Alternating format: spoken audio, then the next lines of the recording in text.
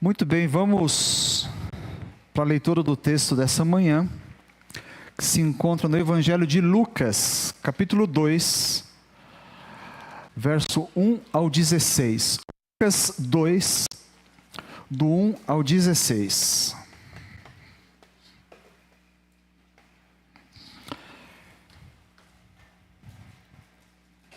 Na versão NVI está assim: Naqueles dias, César Augusto publicou um decreto ordenando o recenseamento de todo o Império Romano. Este foi o primeiro recenseamento feito quando Quirino era governador da Síria, e todos iam para a sua cidade natal a fim de alistar-se. Assim José também foi da cidade de Nazaré da Galileia para a Judeia, para Belém, cidade de Davi, que pertencia à casa e à linhagem de Davi.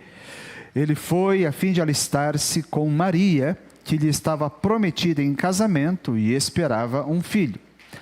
Enquanto estavam lá, chegou o tempo de nascer o bebê, e ela deu à luz o seu primogênito. Envolveu em panos e o colocou numa manjedoura, porque não havia lugar para eles na hospedaria. Havia pastores que estavam no campo próximo e durante a noite tomavam conta dos seus rebanhos. E aconteceu que um anjo do Senhor apareceu-lhes, e a glória do Senhor resplandeceu ao redor deles, e ficaram aterrorizados. Mas o anjo lhes disse: não tenham medo, estou lhes trazendo boas novas de grande alegria, que são para todo o povo. Hoje, na cidade de Davi, lhes nasceu o Salvador, que é Cristo, o Senhor. Isto lhes servirá de sinal: encontrarão o bebê envolto em panos e deitado numa manjedoura. De repente, uma grande multidão do exército celestial apareceu com o anjo, louvando a Deus e dizendo: glória a Deus nas alturas, e paz na terra aos homens aos quais Ele concede o seu favor. Quando os anjos os deixaram e foram para o céu, os pastores disseram uns aos outros: vamos a Belém e vejamos isso que aconteceu e que o Senhor nos deu a conhecer. Então correram para lá e encontraram Maria e José e o bebê deitado na manjedoura.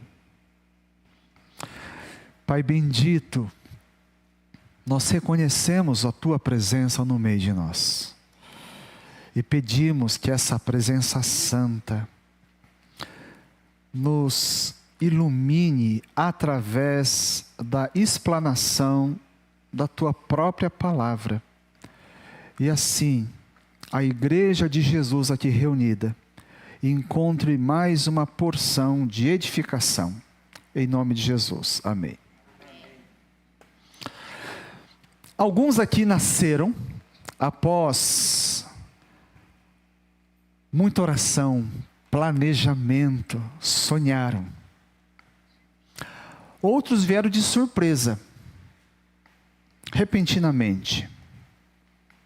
E ainda outros, ainda que não desejados pelos próprios pais, agradou ao Senhor que você existisse. Porque toda vida é um dom de Deus. Uns foram gerados no ventre, outros tantos gerados no coração. O nascimento de uma criança dentro de uma família sempre é um evento milagroso. Salmo 127:3 diz: os filhos são herança do Senhor, uma recompensa que Ele dá. Só Deus pode dar o filho. O filho que está ao seu lado, a sua filha, acredite, é um milagre, é um presente de Deus. O nascimento de Jesus como o bebê foi o nascimento dos mais planejados. Aliás, foi planejado antes mesmo de Abraão planejar o nascimento de Isaac, ou mesmo de Adão e Eva pensar no nascimento de Caim, de Abel, de Sete e tantos outros filhos que tiveram. No versículo 8, todos os habitantes da terra, lá de Apocalipse, adorarão a besta, a saber, todos aqueles que não tiveram seus nomes escritos no livro da vida do Cordeiro, presta atenção, que foi morto desde a criação do mundo. Desde lá, de antes da própria criação, Deus já tinha planejado a vinda de Jesus para este mundo. Que coisa! Então, um nascimento planejado como a do Senhor Jesus Cristo, não ia acontecer de uma hora para outra, em qualquer hora, em qualquer momento. Pelo contrário, veja o que diz Gálatas capítulo 4, versos 4 e 5. Mas quando chegou a plenitude do tempo, Deus enviou seu Filho, nascido de mulher, nascido debaixo da lei, a fim de redimir os que estavam sob a lei, para que recebêssemos a adoção de filhos. Na plenitude do tempo, o tempo aqui não é Cronos, é Kairos, que já é o tempo de Deus, mas sabe quando o tempo se completa? Aquele tempo exato, específico, planejado antes da criação do mundo, quando chegou naquele dia, naquela hora, naquele lugar, Jesus nasceu. Foi assim. E esse fato precisa ser conhecido pelo mundo, porque a profecia do esperado Messias foi cumprida. Jesus nasceu conforme o anjo, a gente leu, capítulo 2, verso 11, né? Eis que hoje vos nasceu na cidade de Davi o Salvador, que é Cristo, o Senhor. O anjo anunciou, não precisa mais esperar, Deus está no meio de nós. E esse fato, irmãos, histórico, ainda que seja desconhecido por muita gente, esse capítulo que a gente viu, que retrata o nascimento de Jesus, essa cena, ainda que as pessoas não acreditem e nem entendam, nós sabemos, essa cena, todo o mundo moderno já viu. Todo mundo moderno. Onde? No presépio. Eu gosto do Natal nessa época, eu gosto de ver os enfeites, eu gosto de ver as luzes. Eu vou nos shopping centers por aí e eu vejo os enfeites.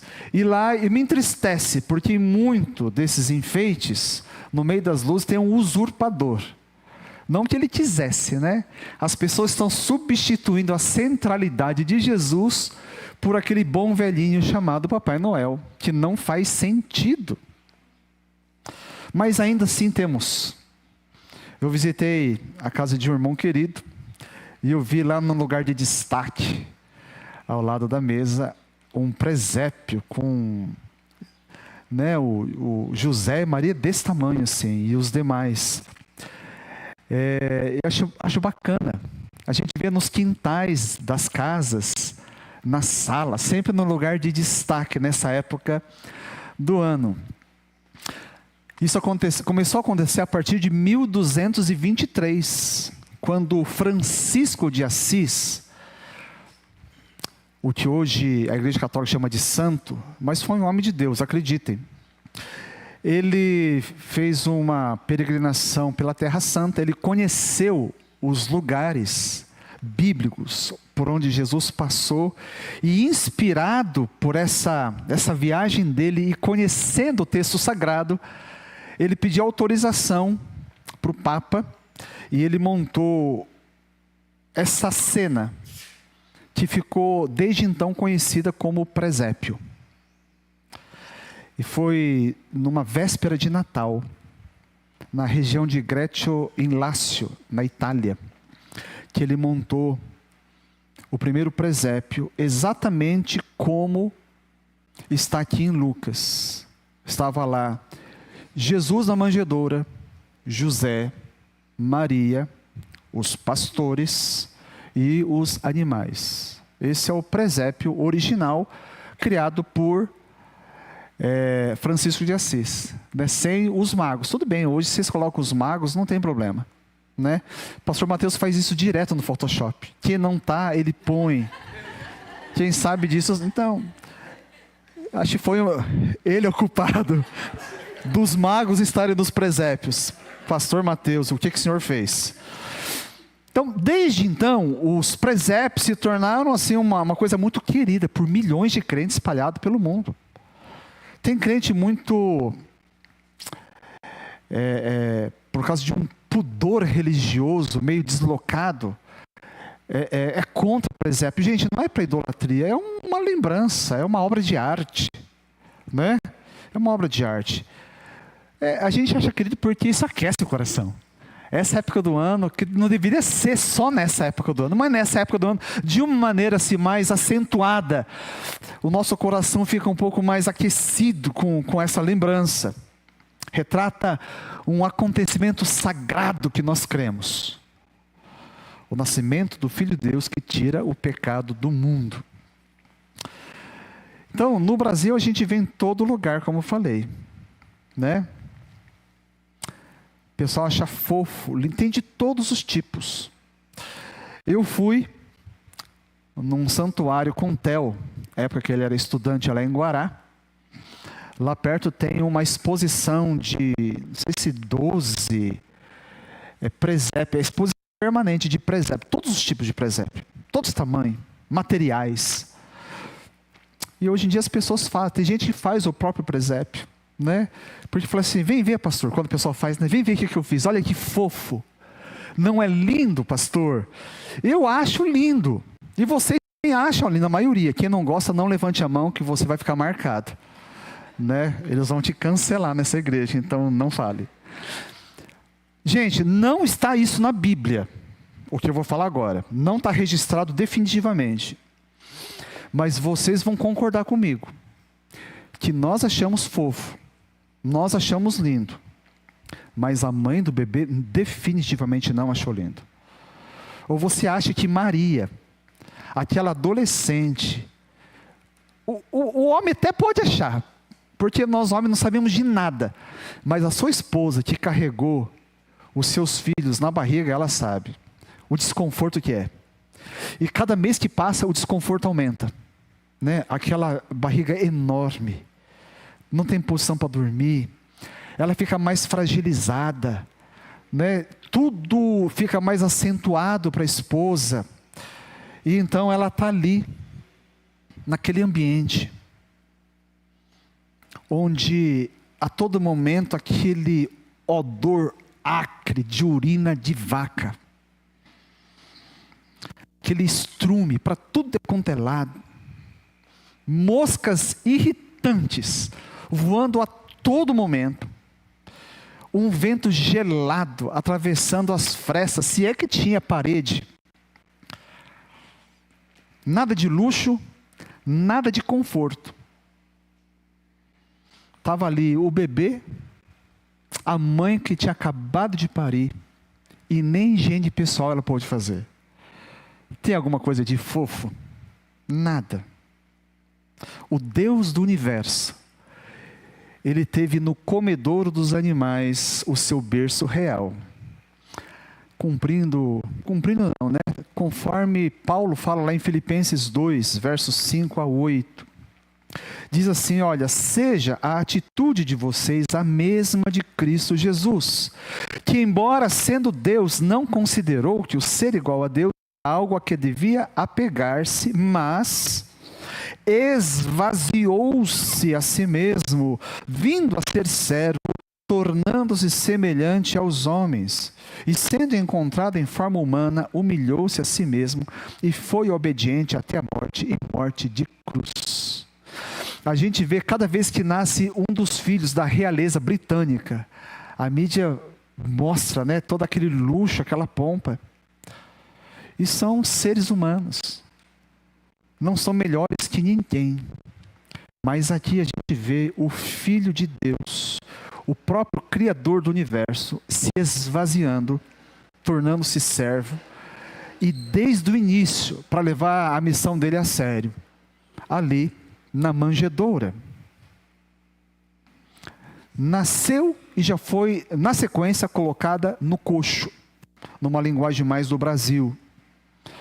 Nenhum morador lá da cidade de Belém, em Israel, nenhuma hospedaria tinha ideia de quem é que eles recusaram, porque certamente eles passaram, procurando um lugar mais decente para nascer. Eles haviam recusado o Messias, o Filho de Deus tão esperado. Essa música que nós cantamos é tão apropriada, né? Abra os olhos do meu coração. Todos tinham olhos que enxergavam o material, mas somente aqueles a quem foi dada a revelação da parte de Deus, por meio dos anjos, é que puderam reconhecer naquela criança humilde o Messias Salvador. Então, a gente vê aqui no texto que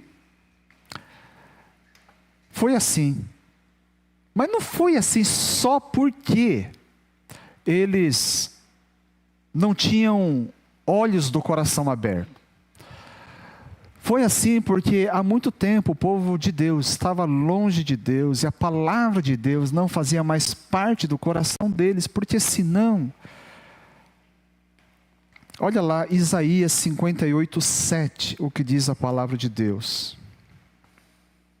8 séculos antes de Jesus nascer. Repartam seu alimento com os famintos, ofereçam abrigo aos que não têm casa, deem roupas aos que precisam, não se escondam dos que carecem de ajuda.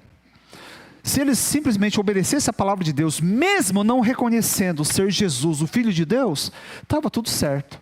E mais adiante eles ficariam espantados. Recebemos o próprio Deus na nossa casa. Que coisa maravilhosa. Mas não foi assim. Jesus só encontrou lugar entre os animais, no coxo dos bichos. O pão da vida foi acolhido. Os moradores de Belém, os belemitas, onde Jesus nasceu, onde ele foi rejeitado, eles poderiam ter sido marcados para sempre, né, como protagonistas do maior fora de toda a história do universo, de todos os tempos. Mas a gente não fala deles, né? A gente não fica falando, olha, esse seria um xingamento bem cristão, não é? Você está com raiva no trânsito, ô seu belemita! E é bom que a pessoa nem ia te responder, né? Nem entender, falando, o que é belemita? É um novo tipo de palavrão, é um palavrão, para crente seria, não é? Ô seu tapado, seu cego, né? Você recusou Jesus. Mas não foi, sabe por quê? Porque essa história, ele se repetiu ainda no primeiro século. E continua sendo repetido. Essa história é recorrente. Sabe que no século I, quando ainda tinha pessoas que conheceram Jesus pessoalmente, estavam vivas. Eu estou falando lá pelos idos dos anos 90. 60 anos depois da morte de Jesus, 90 anos depois que Jesus nasceu, a igreja já estava espalhada por todos os cantos, né? Pelo menos parte da Europa, toda a Ásia Menor, igreja cristã. E as igrejas do primeiro século, diferente das nossas, hoje, não tinham prédios próprios, não tinham templos, muito menos catedrais.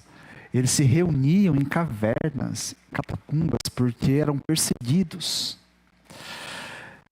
Eles corriam risco de vida se reunissem e fossem descobertos. Até o século IV, não tinha nada de prédio.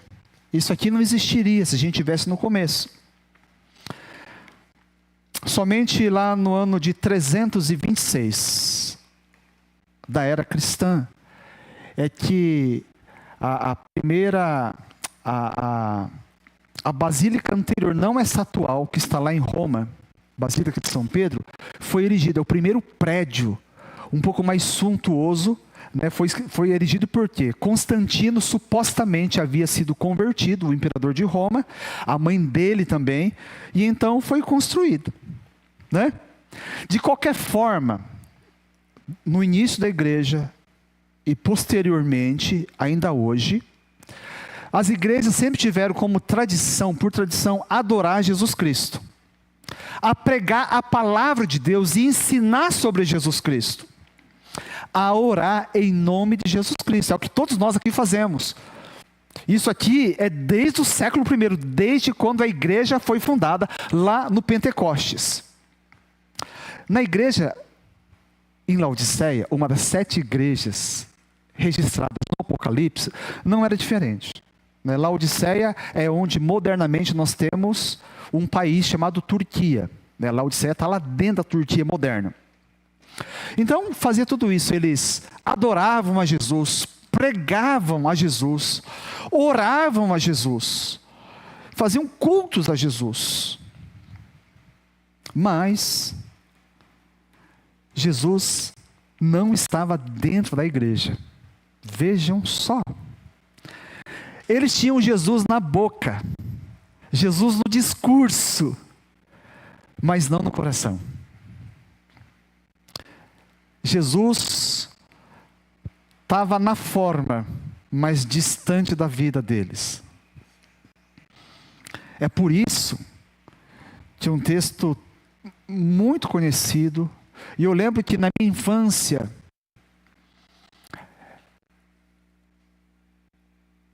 eu tenho uma lembrança muito forte na minha infância de um comercial, o pessoal mais antigo aqui deve lembrar, em que tinha uma igreja, as pessoas dentro, aparecia Jesus de costas, não aparecia à frente dele, e ele estava diante de uma porta, e ele batia nessa porta. E então uma voz do locutor dizia o versículo 20 de Apocalipse 3, eis que estou à porta e bato. Se alguém ouvir a minha voz e abrir a porta, entrarei, cearei com ele e ele comigo. Eu achava lindo, eu falei assim, olha só, mas não tem nada de lindo. Essa é uma imagem, é uma aberração.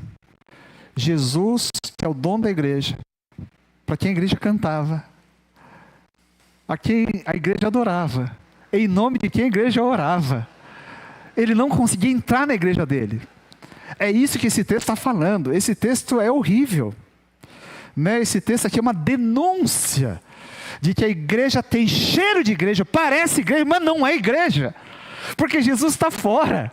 Jesus está na boca, mas não está no coração. É isso que está. Roman Hunt, ele fez um quadro famosíssimo, foi reproduzido a execução. Ele desenha justamente uma imagem da igreja, Jesus diante dela, e um detalhe nessa porta. O detalhe nesse desenho dele é que a porta não tem maçaneta externa, somente do lado de dentro. Indicando o quê? Que se a igreja não abrir e convidar Jesus, ele vai permanecer do lado de fora. Gente, isso é uma tragédia, não deve ser assim. Não pode ser assim, isso não pode acontecer no meio de nós. Essa porta física está aberta, mas existe uma porta espiritual que a gente pode fechar. E seria uma loucura para nós, a igreja Rolling Sul, Jesus estar do lado de fora. Então, agora a gente está no meio de toda a correria. Eu sei que muita gente aqui já começou a comprar presente para distribuir. Né? Como semana passada, ok. Desde que o meu nome esteja na sua lista. Não, brincadeira. Em nome de Jesus, não compre nada para mim. Mas, no meio de toda essa festa, das luzes, as casas são enfeitadas. Muitas casas são enfeitadas. Né? Esse mês inteiro aqui nós vamos celebrar o Natal. O nascimento de Jesus. Celebrações lindas, das ceias que vocês vão fazer. Uma pergunta. Na sua casa, Onde está Jesus? Quando eu digo casa, é família. Onde ele está de verdade? Jesus está no seu coração ou só na boca? Ele faz parte da sua família? Jesus é a celebração dessa igreja ou, de fato, ele é Senhor dessa igreja? Há muitas famílias que dizem crer em Jesus e que frequentam o culto aqui nessa igreja. Isso é muito bom. Fazem orações, leem a Bíblia, mas Jesus está dentro de casa. O lugar de Jesus, meus amados irmãos e irmãs, não é na manjedoura, e sim dentro da nossa vida. Se assim não for, se Jesus de fato não estiver dentro, as nossas casas vão experimentar um ambiente de desentendimentos, de frieza, de ofensas, de dores e de lágrimas. Vai ser um ringue e não lar, onde sonhos, afetos, boas emoções deixam de ser gestados para serem enterrados. A manjedoura, essa imagem da manjedoura, do nosso presépio, e a igreja lá de Laodiceia é um alerta para todos nós, que o lugar de Jesus é do lado de dentro. Deixa Jesus entrar, convide-o a entrar, peça que ele faça parte de sua vida, peça para que ele tome conta da sua vida, como aquela música que fez sucesso há um tempo atrás, né?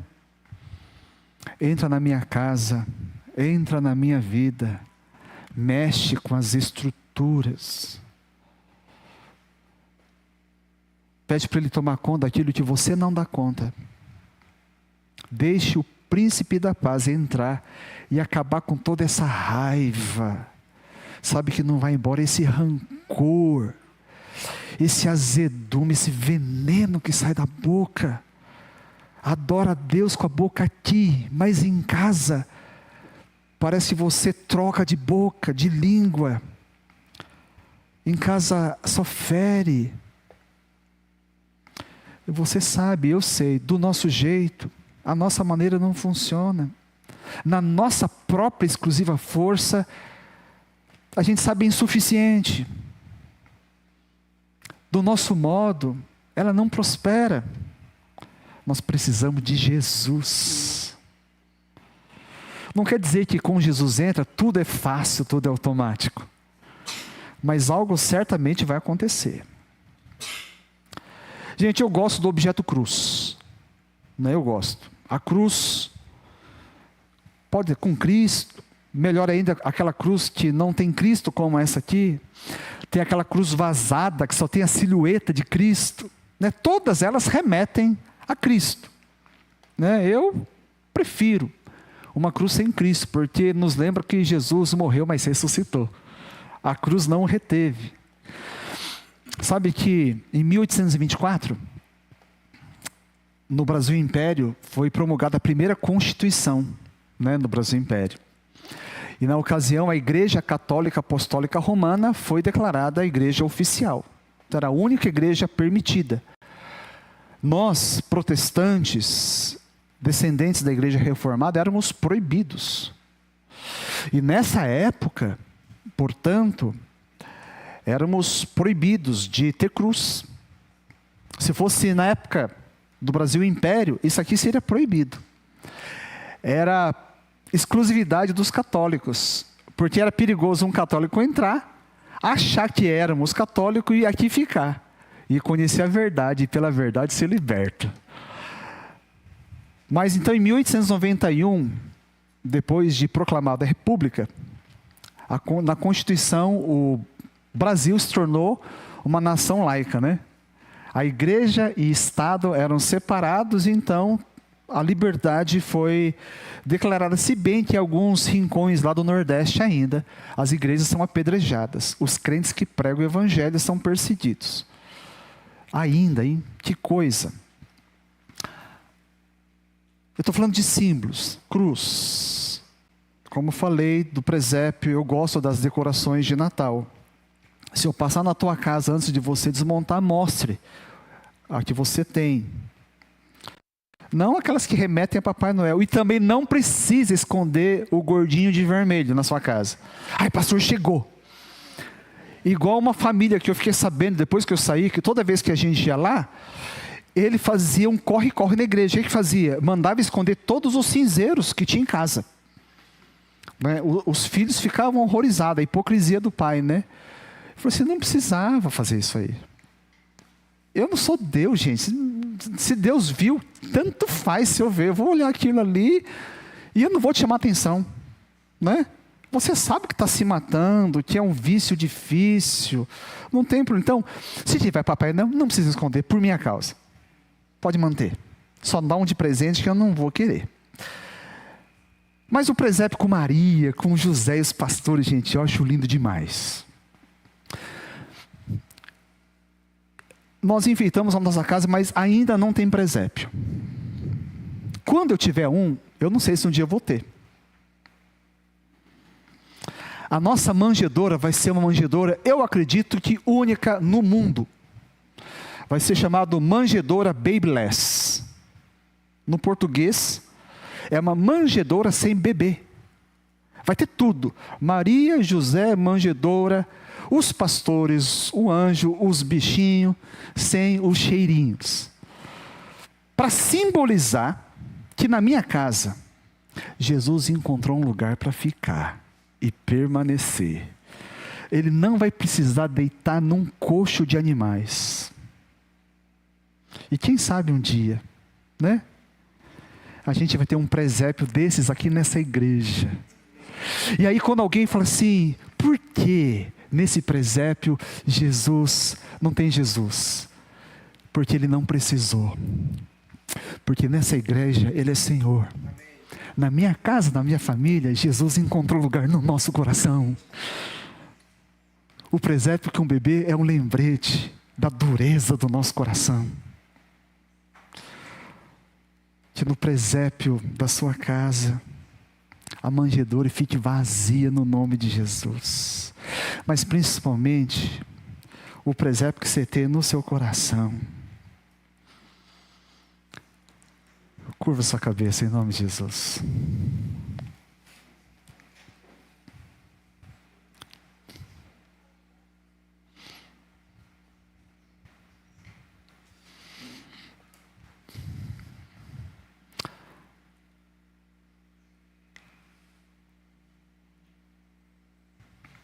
Convide o Senhor Jesus Cristo, o Rei da Glória, aquele que morreu e ressuscitou, aquele que diante de si anjos adoram 24 horas, declarando santo, santo, santo. Convide-o para fazer parte da sua história, da sua vida, da sua família. Peça para Ele curar toda a amargura do seu coração, para que Ele toque na sua vida, Ele limpe e faça uma transformação poderosa dentro de casa. Muito bom que você vem aqui e o adora. Mas é lá em casa que nós mostramos onde está de fato esse Jesus. Ô Espírito Santo, diante dessa verdade histórica, que Jesus não encontrou um lugar na hospedaria, a não ser naquele local tão impróprio, tão inadequado, mostrando a miséria humana, o que é um coração sem Deus. Nós já temos conhecido o Senhor, nós não temos desculpas para mantê-lo na manjedoura, mas a dureza do nosso coração, quantas vezes, ó Deus, faz expulsar o Senhor da nossa vida e devolvê-lo onde o Senhor não deveria estar, do lado de fora. Entra, Senhor, sim, na nossa vida, entra na nossa família, entra nessa igreja, abala, Senhor, todas as estruturas, retira, Senhor, todo o entulho, todo o lixo, tudo aquilo que não devia lá estar, para que Jesus possa ocupar o seu lugar. Jesus,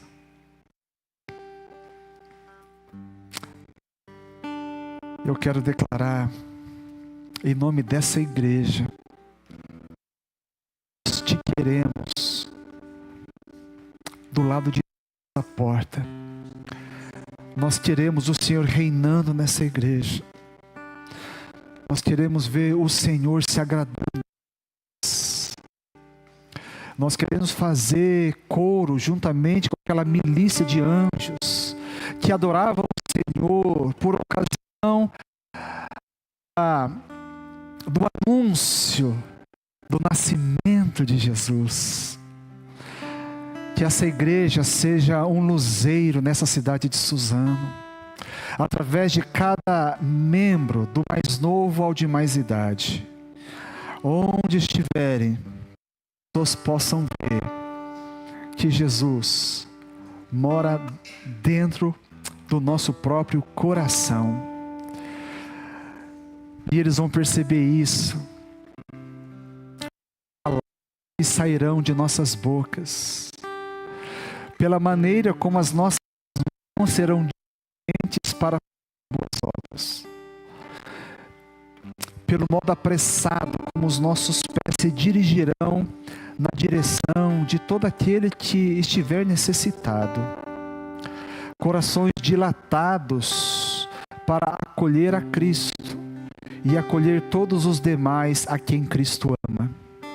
Faz dessa igreja, ó Deus, a sua morada. Saia, Senhor Jesus, da manjedoura e faça parte da nossa vida. Oramos em nome de Jesus. Amém. Fica de pé, por favor.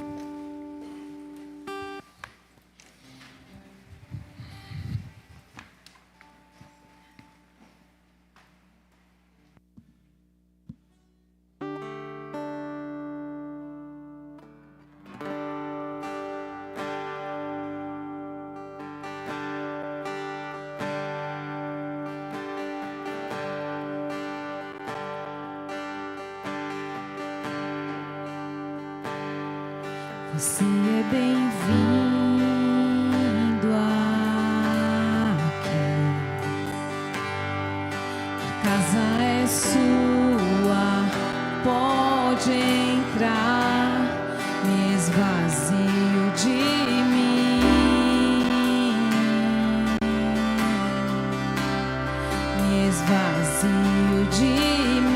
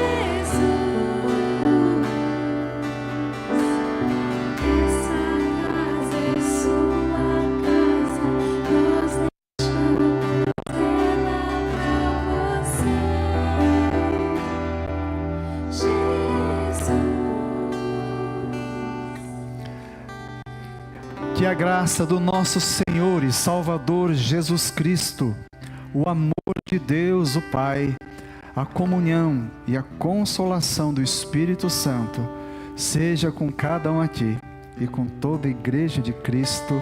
Amém e amém. Dê só 2 abraços e sente